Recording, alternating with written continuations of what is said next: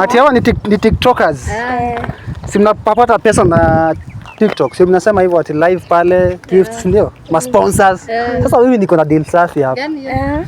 Pia nyinyi mnaweza invest mahali. Wapi? Kuna hii kampuni inaitwa Eden Homes, unaiona? Eden Homes wako na, imagine wako na ploti matu. Very cheap. Wanauza to 8 to 50,000. Imagine. Na kama huna pesa enough, unaweza lipa 100,000 udeposit, ulipa in 6 months. Okay. Ulipa ikiwa to 80,000. Hii ni idea poa. Na jumko around Thika, office zao imagine ziko tu Thika. Mko Plaza. Imagine first floor pale ukiingia tu. Wapi? Ingia. Gatitu, Mko Plaza, first floor. Hapo. Utaona ofisi kubwa sana imeandikwa hapo Eden Homes. Utapata secretary atakupea service.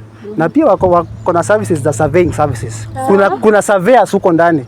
So in case uko na shida ya shamba ama kitu chochote wanakusaidia pia. Usinisikie mamako atakugawa shamba. Na title deeds ziko ready. Ziko ready. Nini mnangoja? Twende kwa ofisi.